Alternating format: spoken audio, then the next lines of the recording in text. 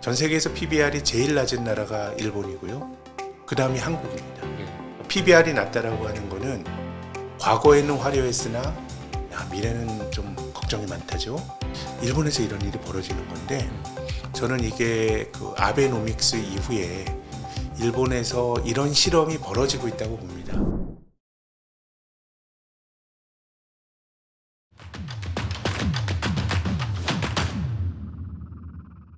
안녕하십니까. 증시각도TV 시청자 여러분, 투자자 여러분, 반갑습니다. 여러분이 기다리시는 우리 애널리스트계의 현인, 신영증권의 김학균 센터장님 모셨습니다. 센터장님 어서 오십시오. 네, 안녕하세요. 네, 예. 안녕하십니까. 일단 이제 23년도 한 해가 다 가고 있어요. 네. 우리 23년도 어떻게 정리하시는지 궁금합니다. 전체적으로 시장이 나빴다고 말하기는 어렵습니다. 우리 그쵸. 뭐 시장에 있는 사람들은 주식시장의 성과에 많이 좌우가 되는데 좀 어떤 면에 좀 어려운 시장이었던 것 같은 게 뭐 시장은 늘 어렵지만 종합주가지수가 작년 말 대비해서 한 12% 정도 올랐고요.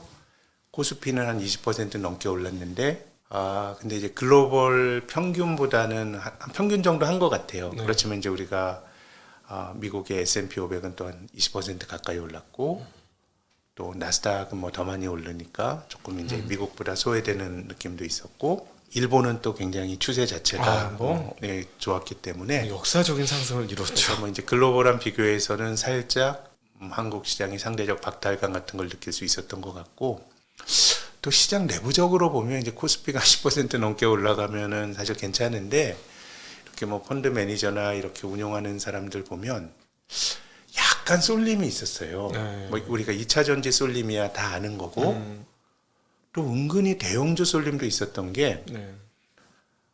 삼성전자가 한 30% 올랐습니다. 네. SK 하이닉스는 한 70% 올랐고요. 네. 뭐 현대차가 실적에 비해서 안 간다 그러지만 그래도 연간 한 20% 정도 올랐습니다. 네. 근데 이제 종합주가 지수가 뭐 한 10% 정도밖에 못 올랐다는 거는 상당히 이제 절대적인 종목 수로 보면 네.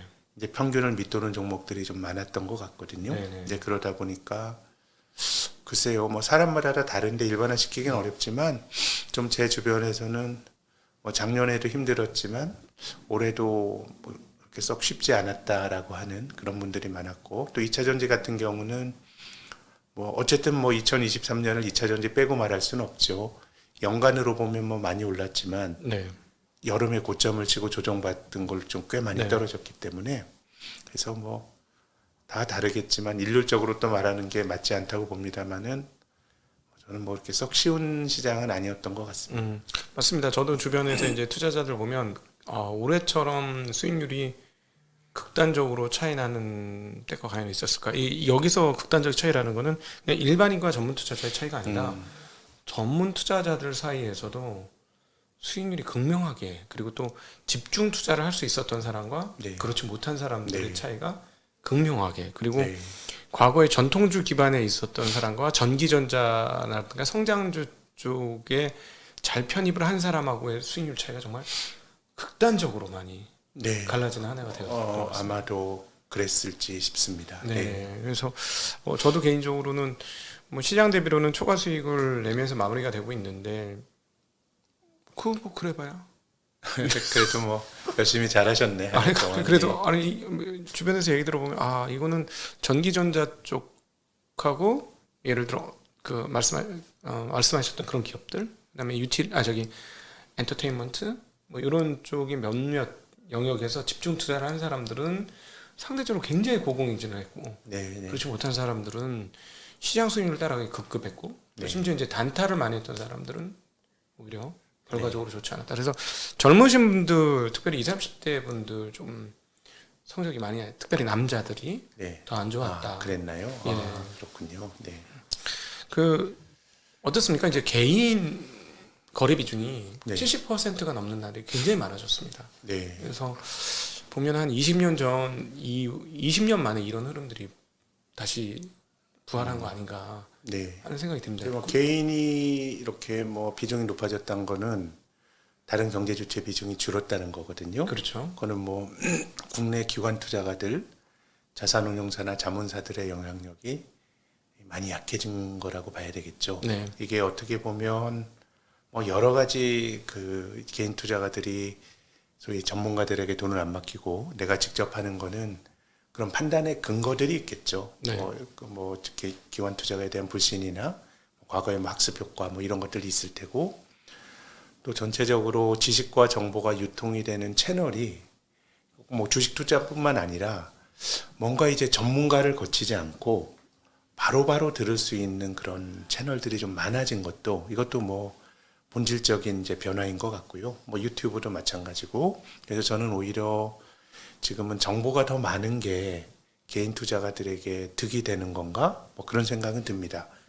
이게 너무 이 뭐 소음도 많고 또 정보가 많게 되면 거기에 대해서 밸류에이션을 해서 이제 걸러야 되는 건데 이 뭐 좋은 것과 나쁜 것들이 이제 뒤섞여 있다 보니까 그래서 너무 이렇게 뭐 정보가 많다라는 게 제 생각에는 좀 좋은 건 아닌 것 같은데 이제 뭐 개별적인 뭐 우리 방송도 그렇고 이런 방송의 밸류에 대해서는 이제 청취자들이 판단을 내리는 건데 이 워렌 버핏이 아주 시끄러운 월스트리트 막 왁자지껄한 월스트리트이 아니라 이제 오마하라고 하는 시골에서 투자하고 또 워렌 버핏과 전혀 반대의 사람인데요.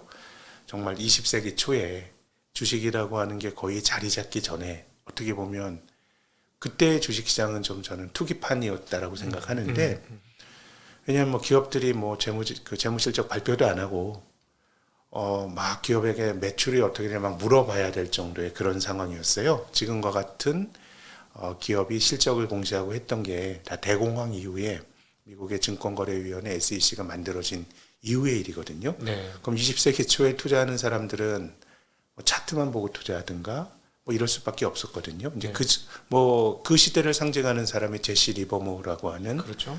정말 저는 그 사람의 그 일대기를 보면 좀 짠한 마음이 들거든요. 온몸을 던져서 투자를 했고 몇 번 파산하고 마지막에는 권총으로 자살을 한 사람이죠. 근데 이제 그 제시 리버모어마저도 시끄러운 월스트리트이 아니라 굉장히 이제 독립된 공간에서 투자했다라고 하는 문헌 기록이 있거든요. 네. 그래서 저는 투자는 정보를 많이 받아들이는 건 굉장히 좋다고 봐요. 네. 근데 그것을 내가 스스로 생각하는 시간이 필요한데 외적인 자극이 너무 많다 보니까 이제 투자자들이 그런 내가 생각해야 될 것들을 그냥 건너뛰고 하는 경향들이 있는 것 같거든요. 네. 집단 심리. 그래서 저는 투자는 생각은 많이 하고 행동은 조금 하는 게 투자자들에게 절대적으로 그래야 저는 돈을 벌 수 있다라고 생각을 하거든요. 네. 이제 그런 점에서 보면 개인 투자가들이 좀 늘어났다라고 하는 게 이게 뭐 이건 뭐 좋다 나쁘다 말할 수는 없는 것인데 조금은 그것이 이제 과도한 자극의 결과라 그러면 그게 결코 저는 장기 수익률엔 별로 좋지 못할 거다라고 네. 생각합니다. 사실 뭐 세계 최초의 주식 서적이라고 했던 1980년도쯤에 나왔던 책 제목이 혼돈 속의 혼돈입니다. 개인 네. 투자자가 그 사람도 저자도 한 3번 정도 파산을 했던 걸로 이후 문헌 기록이 나오는데 그 사람의 결론은 그 사람도 결국 돈을 못 벌었거든요. 개인 투자자로서. 그래서 그 주식시장에 대한 표현을 혼돈 속의 혼돈이라고 했으니 이게 사실 정신 바짝 안 차리면 네. 정말 눈 뜨고도 코 베이는 네. 그런 것이 아닌가 하는 생각이 정말 듭니다. 네, 그 지금 그 애널리스트 쪽에 계시다 보니까 아까 방금 전에 말씀하셨던 자문사라든가 자산운용사의 역할이 과거보다 좀 약화되었다라고 네. 말씀을 하셨잖아요. 네. 피부로 굉장히 많이 체감하실 것 같아요. 그러니까 그야말로 기관을 상대로 네. 그 세일즈 한다고 표현해야 되나? 네. 개관을 상대하시는 네. 분들이잖아요. 애널리스트들이. 네. 이거 어떻습니까? 자문사 자산운용 사원들이. 그러니까 뭐 단골 고객이 어려우니까 애널리스트 업계도 어렵고요. 이제 어떻게 보면 이제 리서치 센터 일상적인 업무가 개인 투자가들 분들, 뭐 신영증권의 고객이나 이런 분들을 이제 뵙는 일도 당연히 있지만 지금까지는 이제 기관 투자가들에게 서비스를 제공하는 게 리서치 센터의 이제 주된 업무였는데 네. 이 단골 고객들이 너무 약해진 것 같아요. 그래요? 이제 사람들이 내가 직접 하고 전문가 집단에 대한 불신 이런 것들이 저는 주식뿐만 아니라 사회 모든 영역에서 한국뿐만 아니라 거의 다 나타나고 있거든요. 예. 예, 뭐 이제 그게 어떻게 보면 아까 말씀드린 지식과 정보의 그 유통이 과거와 달라지면서 이제 직접적으로 중간을 안 거치고 바로 하게 되는 이거의 반영이라고 보는데, 제가 그 올해 한 3월쯤에 그때는 뭐 코스닥과 2차 전지가 너무 뜨겁기도 했습니다만은 3월 달에 한국의 자산운용사와 그리고 자문사의 거래대금 점유율을 계산해 봤더니 예. 궁금하네요. 0.9%가 나온 거예요. 1%가 안 돼요. 50조 원 정도가 깨졌다. 50조 원이 깨진 거는 들었는데. 그러니까 이거는 이제 수익률의 개념은 아니고 그러니까 시장에 거래네요. 참여한 거래 대금이. 네. 그거는 이제 기본적으로 시장에서의 영향력이 너무 작아진 거죠. 네. 우리가 한 10여 년 전에 주식형 펀드 열풍이 있고 펀드 가입하려고 줄 서서 가입하고 이랬던 인기 펀드들도 있지 않았습니까? 그렇죠. 번호표 받아서. 그때 점유율이 한 16% 정도 되니까 굉장히 이게 좀 이제 예, 약해진 거고, 이거는 뭐 저희 같은 리서치 업계도 뭐 결정적으로 큰 타격을 받을 수밖에 없습니다. 단골 네네. 고객이 약해지니까. 그래서 지금 뭐 그런 통계가 있는지 모르겠지만 한 10여 년 전에 네. 제가 증권회사 애널리스트로 활동을 하려면 금융투자협회에 등록해야 되거든요. 네. 등록된 애널리스트 숫자가 한 1,600명 가까이 됐는데 많았네요. 네. 몇 해 전에 1,000명이 깨진 것 같습니다. 아. 1,000명이 깨진 것 같습니다. 네. 그러니까 뭐 이게 그동안의 세상의 변화를 네. 알게 모르게 뭐 장기적으로 반영했던 뭐 올해뿐만 아니라 네. 10여 년 동안 누적이 된 역사고, 코로나 이후에 그리고 또 이 유튜브라고 하는 직접적으로 정보를 들을 수 있는 매체가 더 힘을 얻으면서 네. 좀 이제 제도권에 있는 리서치 업계에 있는 사람들은 뭐 어쨌든 조금 어려운 시간들을 네. 오랫동안 보냈다고 생각합니다. 16%가 0.9%로 빠졌다는 거의 20토막이 난 개념이 되는데, 그 2000조 시장에서 50조밖에 자산이 안 되니까 액티브 펀드가 많이 줄었다라는 거는 알겠는데, 거래 대금 규모는 정말 거의 이제 그러니까 미미해졌네요. 액티브 펀드가 너무 줄었다는 게, 이 한국에서 이제 주가가 올라가기 위해서는 저는 어떤 주주권 행사, 굉장히 이제 미국 같은 경우는 주주들에게 너무 좋은 시장이고 한편으로는 너무 주주 중심으로 가는 거에 대한 저는 비판의식을 갖고 있는데, 한국은 좀 주주 대접을 너무 못 받는 나라거든요. 네. 이제 주주권 행사를 해야 되는데 주주권 행사를 할 물리적인 그 기관 투자가가 너무 적다는 게, 그렇죠. 예, 이제 이게 여러 가지로 조금 이제 딜레마입니다. 우리가 주주 행동주의 얘기를 많이 하지만 이 주주 행동주의는 개인 투자가들이 하는 건 아니에요. 물론 개인 투자가들이 의사를 그 발현할 수는 있지만 그것을 이제 주도하는 거는 이제 전문적인 그 기관 투자가들이 해야 되는 건데, 한국은 액티브 펀드가 너무 약하다라고 하는 게 여러 면에서 조금 부정적인 효과가 좀 크지 않을까 생각합니다. 네. 크다고 봅니다. 사실 뭐 그 구체적인 예가 최근에 뭐 주주권 관련해서 그래도 회사에서 반응했던 몇 개 안 되는 회사 중에 꼽아보라면 SM이 있지 않습니까? 네, SM은 반응을 했는데 사실 그 SM은 기관 투자자들이 계속해서 네. 이야기를 했던 회사였고, 네, 그리고 이제 중견 중소 뭐 몇천억도 제대로 채 안 되는 회사들 중에 개인 투자자들 아무리 얘기해봐야 네, 얘기 안 듣고 그런 네. 경우 많았죠. 그러니까 사실은 기업들이 개인 투자자는 별로 안 무서워하죠. 네. 이제 네. 그게 이제 지분으로 보면은 개인 투자가들 지분이 많더라도 합산하면? 이거는 이제 조직화하는 그렇죠. 분산된 개인들이고요. 그래서 저는 최근에 일본 주식 올라가는 거 보면서 참 여러 가지 생각이 드는데, 네. 지난 11월 말에 일본 경제신문에서 굉장히 이제 흥미로운 기사가 실렸습니다. 일본 기업들이 MBO를 많이 한다는 거예요. MBO가 매니지먼트 바이아웃이라고 해서 경영진이 네. 자기 회사 자산을 담보로 대출 받아서 네. 소액 주주들의 주식을 사는 겁니다. 그래서 상장 네. 폐지시키는 건데, 80년대 미국에서 규제 완화 시기에 이런 일들이 되게 많았는데 지금 일본에서 벌어지는 것과 맥락은 다릅니다. 네, 그러니까 그렇죠. 80년대 이제 미국은 어떻게 보면 사모펀드와 같은 그 자본시장의 전문적인 투자자들이 실물 경제를 과하게 지배했다고 봐요. 뭐 네. 이제 뭐 과자 만드는 회사인 나비스코 같은 거 분할하는 거 보면 멀쩡한 회사를 인수해요. 예. 그래서 구조조정해서 노동자들 다 자르고 다운사이징해서 팔아서 돈을 버는 네. 그런 식의 플레이가 너무도 이제 흔했고 네. 80년대 미국에서 경영진이 경영권을 인수하는 MBO는 네.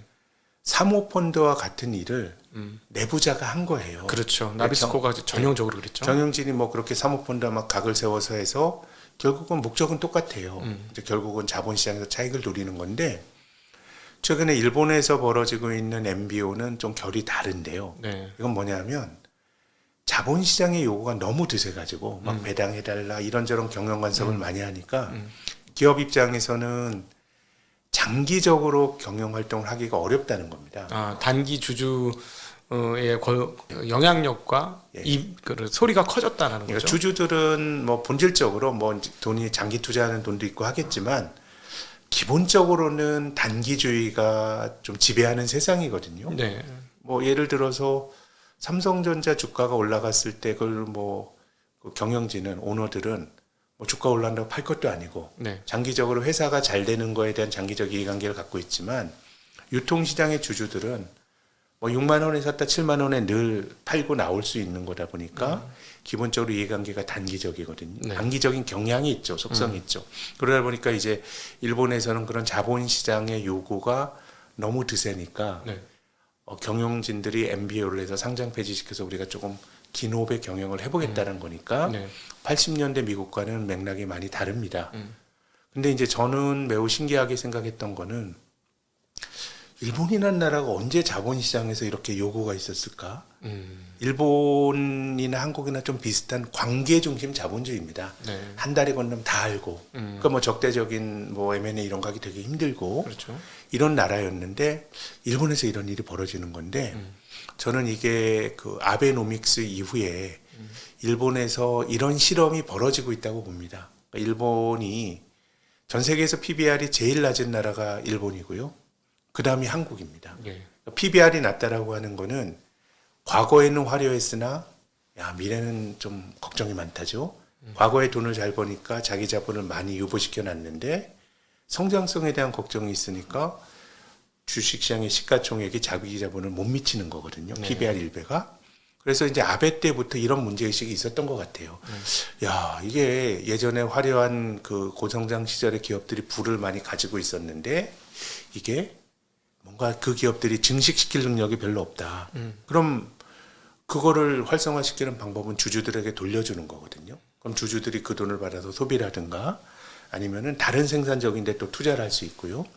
또 기업 입장에서는 장기적으로 자본 효율성을 높이기 어려우면 배당이나 자사주 매입을 통해서 자기 자본을 줄이면 그렇죠. 자본 효율성을 높일 수 있는 거거든요. 그래서 아베 때부터 저는 일본에서 그런 국가적 프로젝트가 있었다고 생각합니다. 네. 그래서 아베 총리가 뭐 작년에 죽었지만 그 전에 주주 행동주의자들에게 일본에 좀 들어와 이런 얘기 했었거든요. 경제가 아주 정체돼 있다 보니까 예.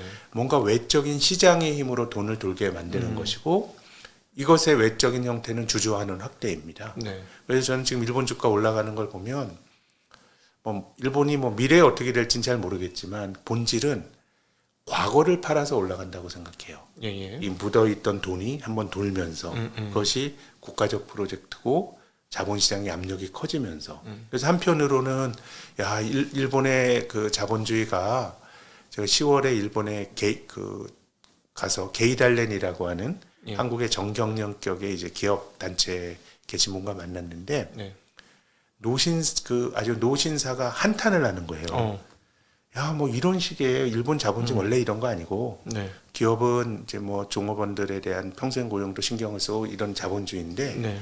자본시장의 단기적인 요구 때문에 네. 일본 기업이 장기적인 어떤 경쟁력 훼손 있다는 개탄을 하는 거거든요. 그렇죠. 그러니까 저는 이제 일본이라는 나라가 극과 극으로 간 것 같아요. 아주 정체된 이게 잘 안 돌다 보니까 뭔가 일종의 충격요법을 정책적으로 쓴 거고 네. 그러다 보니까 지금 이제 반응을 하는 것 같거든요.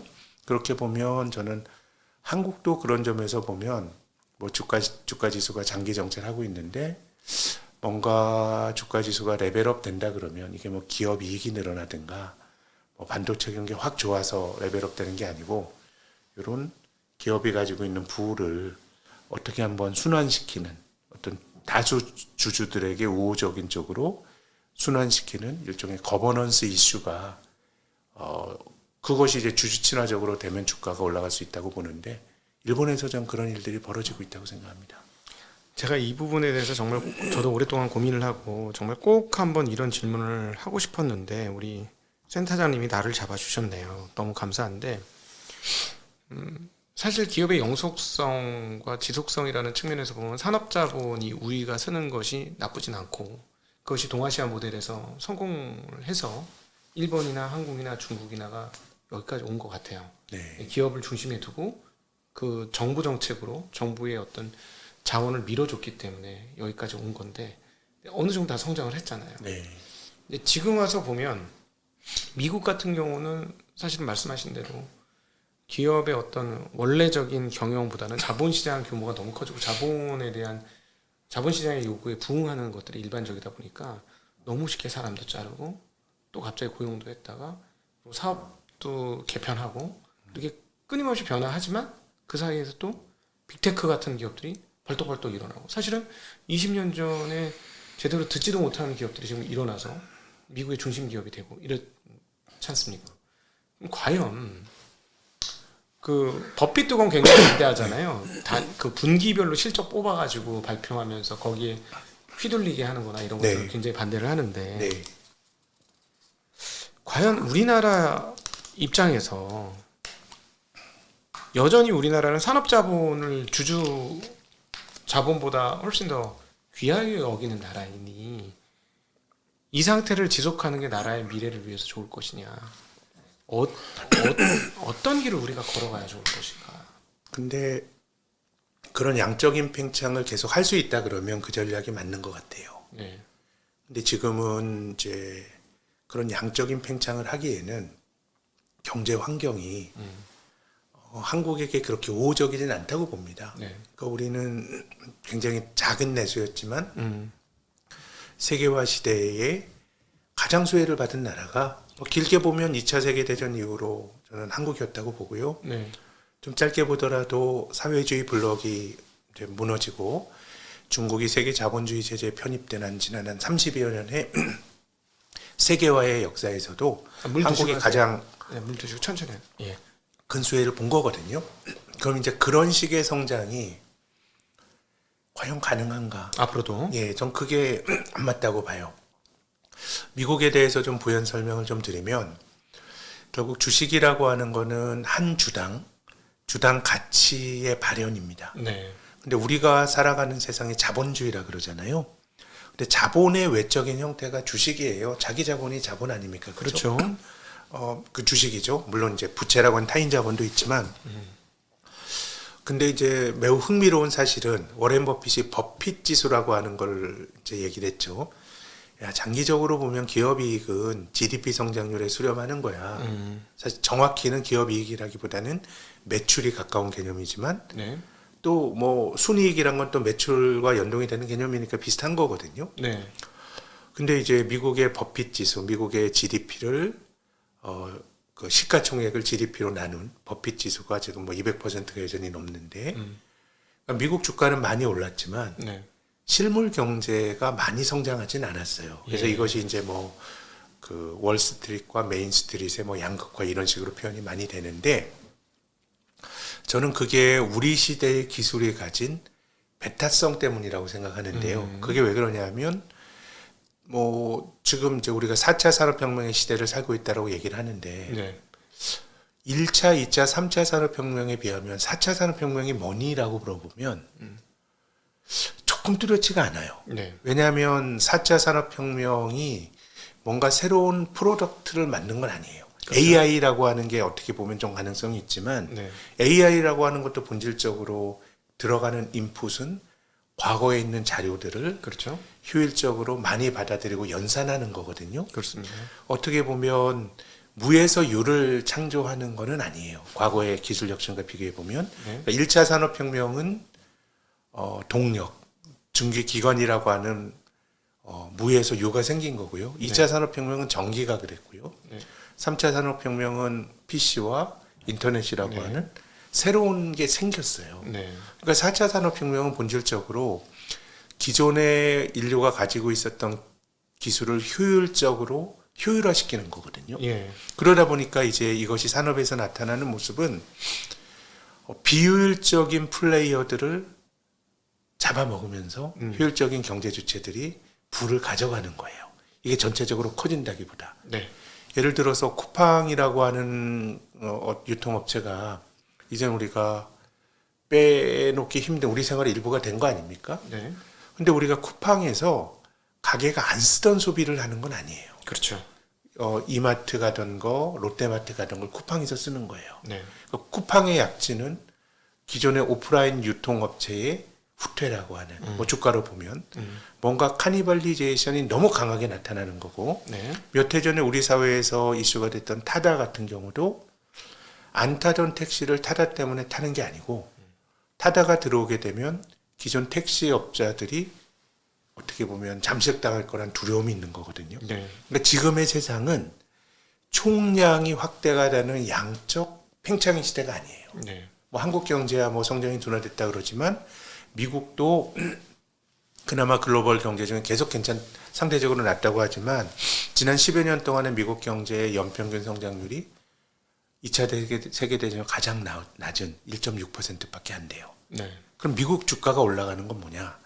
저는 미국 주식들이 결국 일본과 저는 맥을 같이 한다고 생각하는데 주주 환원을 과하게 하는데 그것이 표현되는 형태는 기업들이 자기 자본을 줄이고 있습니다. 네. 애플이라는 회사가 2017년에 자기 자본이 한 1,300억 불 정도 됐거든요. 네.